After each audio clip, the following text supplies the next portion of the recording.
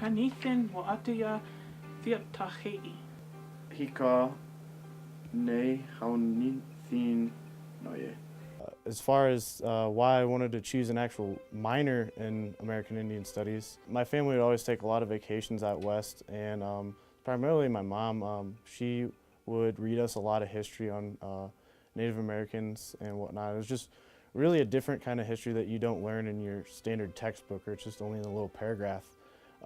But it's one that's got a sentimental kind of value, especially to our family, that touches pretty deep, and that kind of explains why I play lacrosse, the sport of lacrosse, one of the two native sports of this continent, was for that exact same reason. Kanithin Wa'ataya Fiatahei. Fiatahei. Ninithinawa. Oh. My overall goal is to be a music therapist. And I figure along with being a therapist is learning many different types of cultures and how people think and how they perceive the world. I thought it would be really cool to learn a different native language than my own. I don't really know my own. I'm Ute, and so I don't know much of my culture. So I just thought it'd be really cool to get some type of native culture into my life. I've been coming down here for about 9 years now. I come down here, we have Arapaho students here in Laramie. I bring the culture and language down to them, you know. Nuhunehe na hebia? No, hehiha. Hehiho. Great.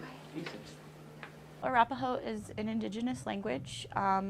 It is in danger of being lost. There's fewer and fewer fluent speakers, so this is an attempt to reclaim the language for the Arapaho people, and there's also a lot of scholarly interest in it too. You get not only the language, but you also get a bit of the history, a bit of the stories, and for me, it's the combination of the language and the stories and the history that's really important. I bring their language, and I tell stories, stuff like back home. Sometimes we have Indian foods and do Indian stuff. And then I kind of spread a goodwill to all the non-Arapahos. They know that we're still here in Wyoming, This was our home. Laramie was our home.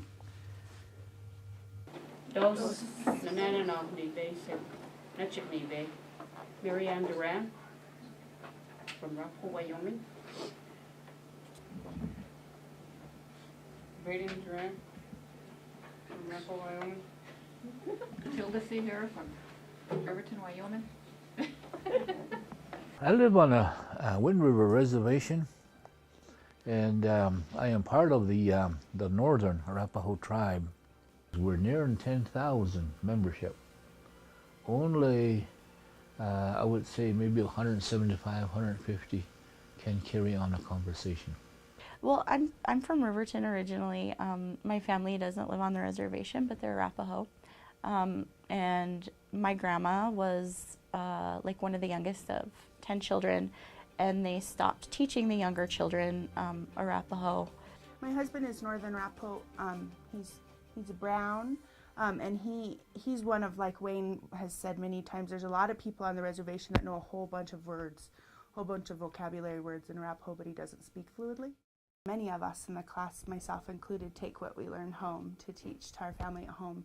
I have a 7-year-old who's enrolled Northern Arapaho, and since we're away from the reservation, she doesn't get the same exposure as her little cousins who are around their Newa, who, speaks fluidly every day. So she doesn't get that. So whatever I can take home kind of makes up for being away from home for the time being. I'm going to get together with some of the other ladies from my class that also have children, and just probably, easy stuff like play games and do like objects. We learned how to play Go Fish in Arapaho. We did that last week. One of the fun things that we're doing downstairs that we actually left to come up here is to play Go Fish in Arapaho, and it helps us learn our numbers and our colors, inanimate and animate, and we say Go Fish, Naye. I like Naye. What is Naye? It's fish. Let's go fishing. Go fish. Naye. Our efforts have only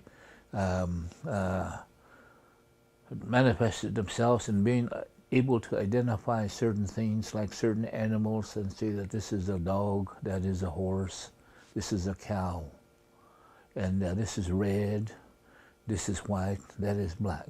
But it doesn't say anything, there's no interaction. We have to get our people to interact and to be able to speak to each other and understand each other. For colors, we just have a few color words, but we have them singular and plural, animate and inanimate. Animate colors and inanimate Yes. colors. So Colors that that do things and colors that don't So do that things. you can say a red ball would be different than a red bear. Everything that we talk about has a gender of being animate or inanimate. And what makes that very, very complicated is animate is generally something that you associate with something living. But in our culture, those things that are held with as probably being sacred are described to be animate. We talk about them as if they're alive. And then that is very difficult to learn. Just teaching it, it's very difficult. The door, like even the door to this room here, is animate. The window is inanimate. And things here like a rock is animate, feather is animate, and a teepee pole is animate. But if it's in a forest, it's inanimate. This is why I say it's so simple, but yet that makes it so complicated. What is hahabia? Your son.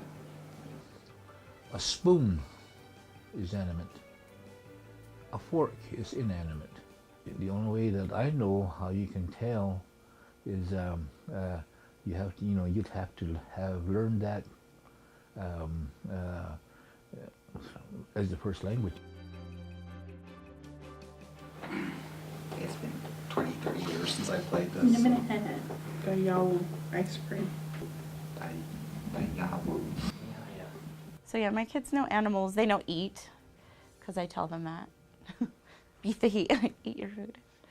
Hasnana, hasnana. Hasnana. When I do my homework, my husband laughs and he says, you're going to know conversational Arapaho way better than any of us. And that's the way it is. And that all kind of came about from the boarding school era. And people over 40 were in boarding schools and they were beaten for using their native tongue. Our national goal, the assimilation of American Indians into white mainstream American culture. And that has resulted in policies in schools which denied the privilege of speaking your language, the right to speak your language to the children. And punishment has been meted out over the years on the basis of that. So, for the last 40 years, a lot of people have not spoken the language around their house or encouraged their children to teach it because they remembered the penalties that they paid for speaking it in school. It's become very, very alarming that who we are, our identity as a people, is to a point where that we're losing our identity. And by identity, I refer to our lifeways. And our lifeways are expressed through a language that is unique to our people. Chief sees a chicken. Hanana na habethi. He say he ha.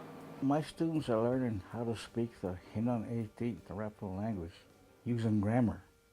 It's a new form of learning the language. The way I learn the language, hearing it all the time, it's gone. I was immersed in language, from when I was a baby to about third grade. I spoke good Arapaho just by hearing it and doing actions like TPR type of thing. But these guys, we use grammar, suffixes, prefixes, stuff like that. Nanahawathi. Why is it Nanahawathi and not Nahawat? You can't pluralize a verb.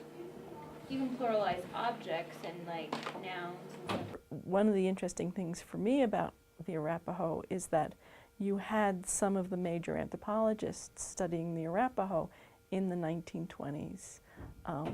And so you've had a long history of anthropology, but they would not necessarily have used the same alphabet as we are using today, because it wasn't invented till 1940 by Danny Salzman. The kind of earlier Arapaho alphabets had lots of accents and sort of special notations, whereas the one that's used today doesn't. It has an apostrophe, and that's the only. It has an apostrophe and a 3. The letter 3 is the sound for TH, but otherwise you can absolutely type it on a typewriter or a regular keyboard. You don't need any special symbols, which is one of the reasons why he developed it in the 1940s. It's a beautiful language in that you kind of there's a sort of melodiousness to it. And one of the features of the melodiousness is that you match prefixes and with the words that are going with it. So, like a bear's a wach. And if you were going to say my bear, you would go nawach. Whereas if you were saying spoon, which is hebeyo, you would go nehebeyo, which is, so wach is an O sound, nawach, nehebeyo, my spoon.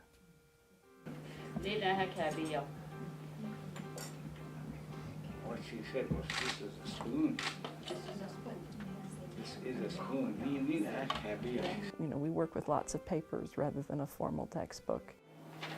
Can I go home and organize my notes again? But we're trying to work towards a formal textbook, and that's an interesting process to be part of. One of the ladies told me that the alphabet she was dead set against it when it first came out. She's like, I didn't want anything to do with it. It shouldn't be written. She's like, but now I'm seeing why we need to have it written, why it needs to be written down. Not necessarily learn it better, but document it better so it will survive longer than just orally. For me, one of my goals with this class is to have more people, especially coming from the reservation, who are comfortable not only speaking the language, but analyzing the language and, dissecting it so they can teach it in a way that is more comprehensive. That is a goal. People are kind of working parts and pieces, and we're eventually going to get together and combine all that into a good textbook that we can use down here, as well as on the reservation, CWC or the high schools or tribal college. I think it would be wonderful if we could have that draw of, connecting the university with like the tribal college and the reservation. When an indigenous language, when any language drops below 200 fluent speakers, it's on the critical list. And the native languages spoken in Wyoming, Arapaho and Shoshone, are, I think, both in that condition. So it's essential, if you're going to preserve the language, to preserve the culture, and vice versa, that you have fluent speakers, and you must begin early, or you end up in the condition where we are right now, with most of the fluency possessed by the old people. It is only natural that within a few years that these speakers will be gone. And then each time we lose a speaker, there is no replacement. Our young people that we are trying to instruct in our language, it's very slow. It is a very slow process. I'm like 67 years old. But it's not heard all that much anymore. You might hear it at senior citizens centers, you might hear it there. But at home, I have nobody to talk to at home. My brother, I talk to him when I see him. If I see a Arapaho, I say, hey, I'll go to the Arapaho, go talk to him. Hey, my friend, hey, what are you doing? We talk Arapaho. We talk our own language. I seek out speakers when I go to like casino someplace or a basketball game. Hey, there's a guy speaking. We sit down, we talk Arapaho. It's a beautiful language. It is very, very imperative that our culture is meaningless without a language to interpret it. Our words have meanings, You have to be an Indian to understand those words. Yeah. Words have feelings. Our words have feelings all the time. Yeah.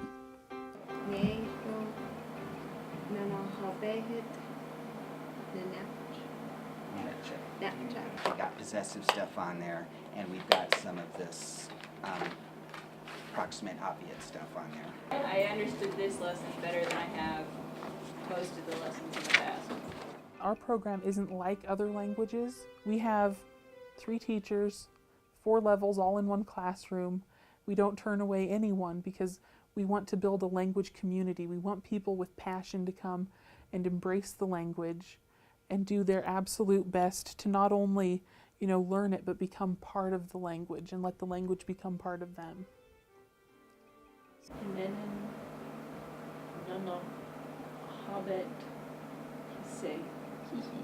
I just feel like there is such a danger of it disappearing that I feel almost like an urgency to get it back in my family and to be able to have my daughter know it.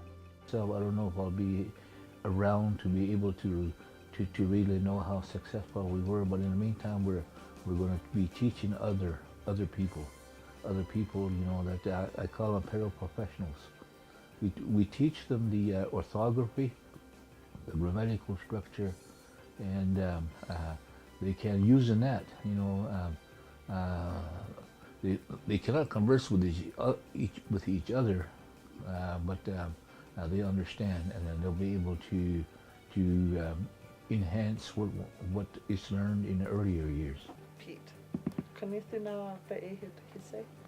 Hika, nehaun nithina. Noye. If the language was lost, then there is a certain way of thinking that would be lost, and we wouldn't have that anymore. It would just be gone forever. So I just think it's just of utmost importance to reclaim it.